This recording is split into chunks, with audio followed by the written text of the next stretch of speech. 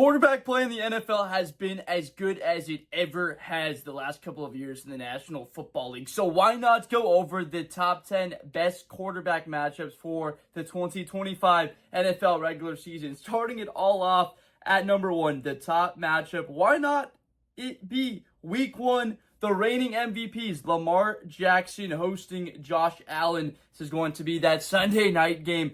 We know that Lamar Jackson, 41 touchdowns to just 4 picks, almost 1,000 rushing yards last year. He had an incredible season. All of that for Josh Allen to just take the MVP right from him on the NFL Honors Saturday before the Super Bowl. Look, they faced off in the divisional round of the playoffs. We know that the winner was going to play Patrick Mahomes in Arrowhead in Kansas City for the right to go to the Super Bowl, and it came down to that 2-point conversion. When these two guys face off, you have the mobility components for both of them. You have Josh Allen's rocket arm, Lamar Jackson's sort of trailing ability in the pocket to be able to find wide receivers. If you look at the roster standpoint from Baltimore and Buffalo, they pretty much have very similar rosters from where it stands. So it kind of just comes down to who has the better quarterback play that particular day for them to win. Last year, we know Lamar had that huge sack late in the first half of that game, which ultimately led to Buffalo scoring,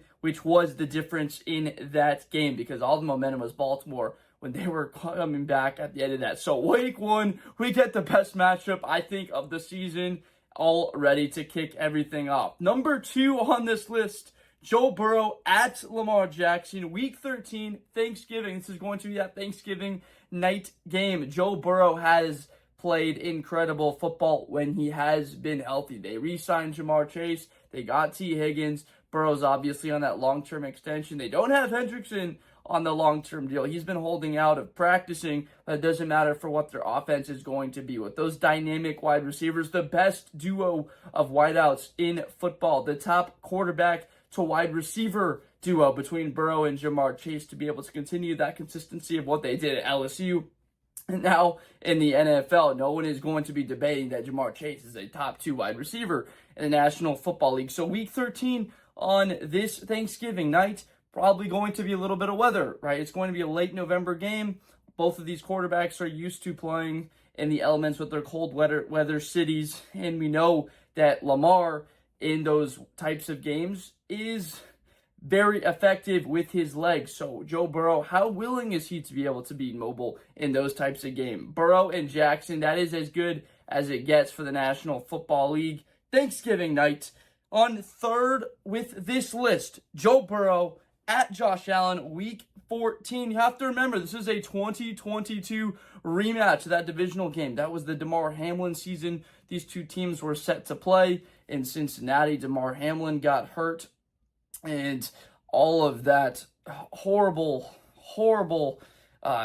happenings during that game were taking place, and they ended up canceling the rest of the game, and that ended up leading to the Bills hosting Cincinnati in the playoffs. But after that happened to Buffalo, they just weren't quite right the rest of the season. Joe Burrow, Josh Allen, Week 14. Remember, this is a rematch of their divisional game back in 2022. That was the Damar Hamlin season. Remember that game where he had that cardiac arrest event there in Cincinnati on a Monday Night Football game. Was one of the bigger games of the season, and that was obviously canceled the rest of the way after a Cincinnati early score.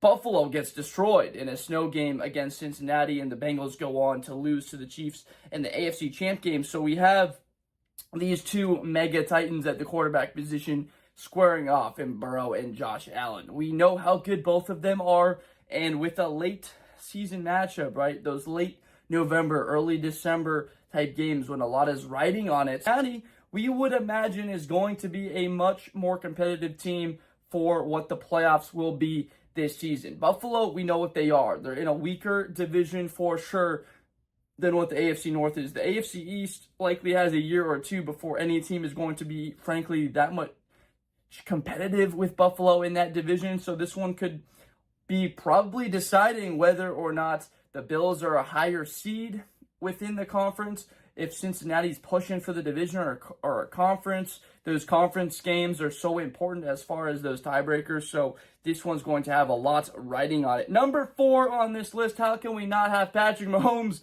on here? You're probably surprised why you haven't heard his name yet. Lamar Jackson, Patrick Mahomes, week 4.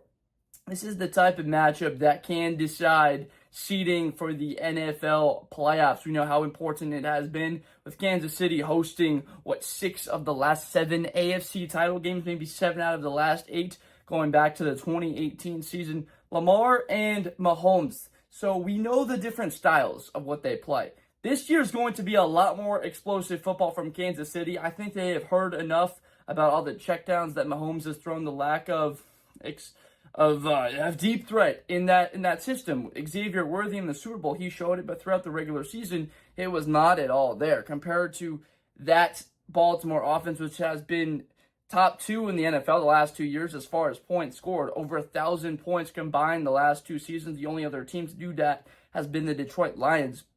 We get to see the dynamic ability of both of these quarterbacks on the move. I think that Kansas City offense is going to be better than people give them credit for. Rashee Rice coming back. The legal troubles are not going to be solved likely by the time the season starts. He'll be on the field.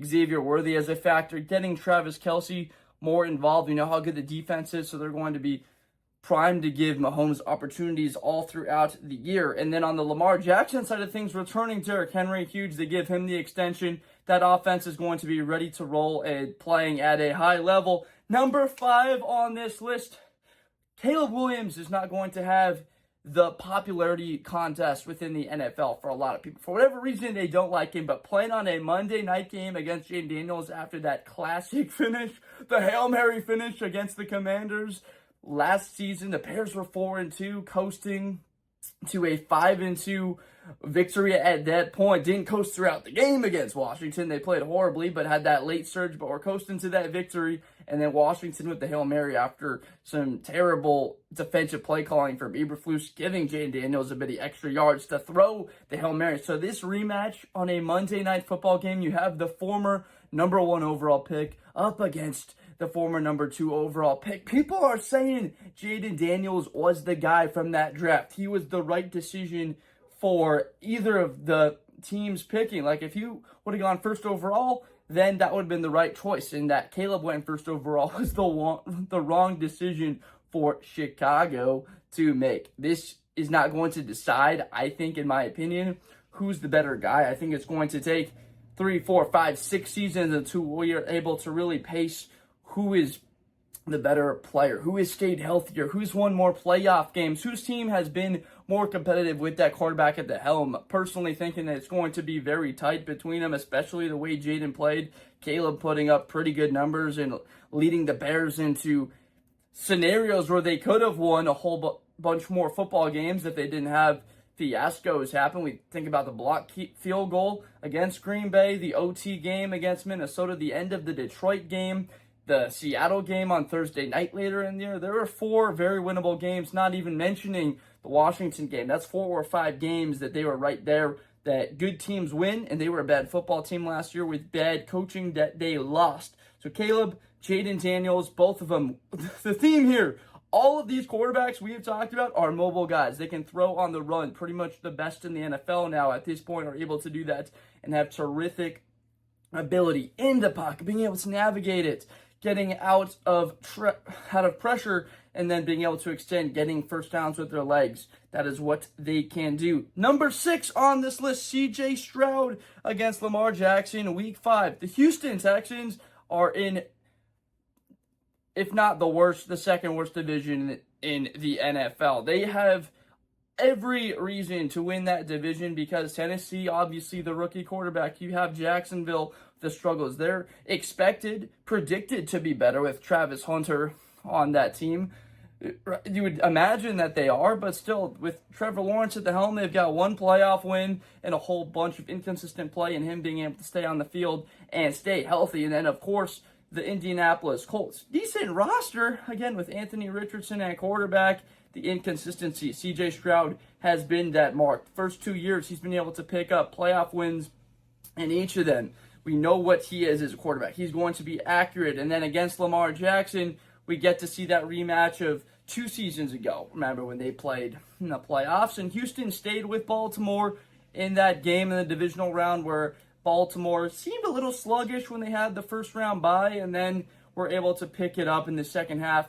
Wasn't that all of a close game in the second half when they faced off? So Lamar Jackson hosting C.J. Stroud. C.J. Stroud with those Wiggins now. You have Jaden Higgins, Jalen Noel of the Iowa State dynamic wide receivers. They've got the length, they have the speed, ability where they brought Rocco back to throw for 6,500 yards, almost, 70 touchdowns in the past 2 years in college football, playing at an extremely high level because of them, the second and third round picks for Houston to get in more weapons, right? They lose Stephon Diggs. Nico Collins is a top 10, top 12 wide receiver. Some people would have him even higher than that, and we know that they're going to be a good football team. It's just a matter of the seeding. If Houston can get some of these teams in the playoffs at home, like last year, didn't really give them much of a shot against Kansas City, it being on the road. The year before at Baltimore, not much of a shot. They need to get these high-profile games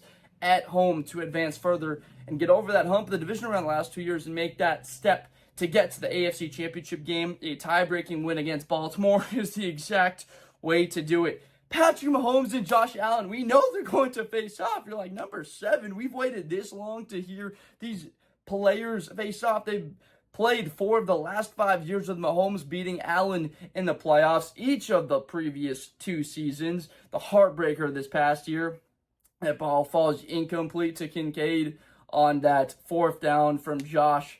The year prior, the kick is no good from Tyler Bass to tie that game. They have those late losses, heartbreaking style. They got the one 2 years ago at home, so no excuses there at Orchard Park, and then the one in Kansas City last year.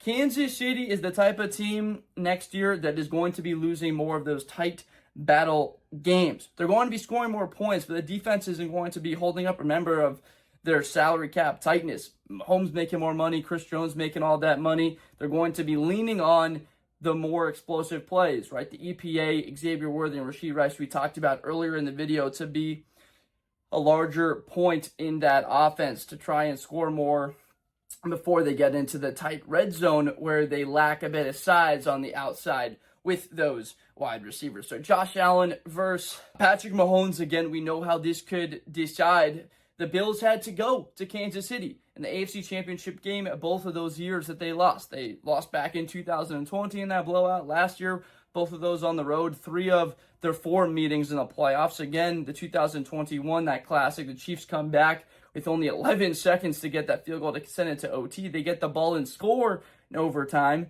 That was in Kansas City. So 3 of those 4 matchups in the playoffs, they've lost all 4. 3 of them have been in Kansas City. They've got to get another one somehow against the Chiefs. If they can get there, everything goes right, stay healthy at home. Number 8, a lot of these have been AFC quarterbacks, the Mahomes, the Josh Allen, the Joe Burrows, the Lamar Jackson. So Baker Mayfield and Matthew Stafford, Week 12. It's a Sunday night football game, perfect conditions there in Los Angeles in Inglewood. Baker Mayfield has been statistically one of the best quarterbacks in football the past 2 seasons with Tampa, and that offense got even better. Those weapons with Mike Evans, Chris Godwin, they bring in Emeka Egbuka. That is the best 3 wide receivers of any core in the National Football League. The defense is very solid. They're not a top 3, top 4, but they get pressure on the quarterback there to cover in the back end. So Baker Mayfield, Matthew Stafford. Stafford, we know, has Devontae Adams and Puka, and that dynamic duo to throw the football to are going to be at a high level playing. So Week 12, Tampa likely going to be at a good spot in that division, coasting towards winning the division. But how about the positioning for that first round bye is ultimately so huge. Getting the top 2 seeds so you can get, if you can't get the first round bye, for sure getting the wild card game and the divisional round game at home, you can get that 2 seed. Tampa and the Los Angeles Rams. This is the exact type of matchup that you are looking forward to. Number 9, Gene Daniels at Patrick Mahomes. Everyone is talking about it and is looking forward to this Week 8 matchup. You have the talented Jaden Daniels, after that great year, his ability. They have Terry McLaurin, Deebo Samuel now able to throw the football too. Patty Mahomes at home against Jaden. And the anticipation is high because of the amount of extension type plays with their ability that we're going to see. The consistency. Both of them don't turn the ball over all that much. That's why they are some of the best quarterbacks in football. Just seeing these guys square off against each other for the first time in their career in a straight-on matchup. Going to be a whole bunch of fun. Another Mahomes, this one against Justin Herbert. We got him on the list. Week 15, Patrick Mahomes is 14-3 in his career at home in December. They host the Los Angeles Chargers. I want to see what Justin Herbert has. I think that this is a year they could make that push and win the division. Kansas City's won that division, 10 years in a row. This is their shot to actually go out there and do it. They were able to get into the playoffs, beat Baltimore in 2018 with Phillip Rivers under the helm. Their last playoff win as a team, blew it against Jacksonville back in 2022. Can the Chargers come up with a huge win late in the year? They play week 1 on that Friday. Can they get the win late in the year? On the road at Kansas City in the cold, a warm weather or a dome team, I should say, with Los Angeles Chargers playing at Kansas City. This is going to come down to Justin Herbert's right arm. All of these games do with these teams having chances to beat Mahomes. Likely he's got the ball or they have the ball, the chance to win. Can Justin Herbert get it done with a shot to be able to win the division, potentially for that tiebreaker within division? An honorable mention here, Aaron Rodgers at Caleb Williams, week 12. This one at Soldier Field. You could almost guarantee this is the last time that Aaron Rodgers will be playing at Field. So the finale coming in there. Bears fans going crazy. Caleb Williams in his first and likely only matchup of his career against his idol, his favorite quarterback growing up as a kid in D.C. His favorite quarterback was Aaron Rodgers. So go figure that he gets a shot at Aaron week 12 in a very big matchup against the Pittsburgh Steelers. I will be at this game, excited for that. I've only seen Aaron play once. I've seen Caleb play a couple of times. I know what I get out of them is just elite arm talent. It's being able to make those intermediate over-the-field throws between the linebacker and the safety. It's the deep ball accuracy, which was inconsistent from Caleb. Rodgers doesn't have the same mobility that he once did. 12 years ago, the last time I saw him.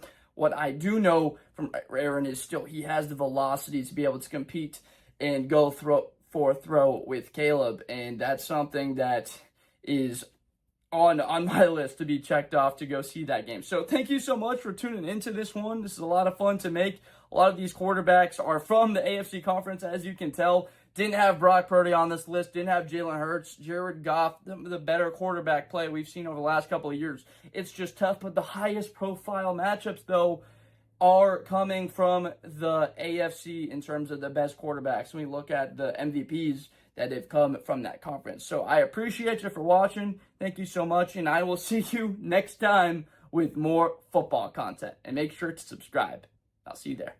Best player in college football. That Georgia and Ohio State game, New Year's Eve, is going to be a classic. Josh Blunder. Hi, everybody. I'm Josh Blunder. To the 40, 35, 30. Espinosa to the 20.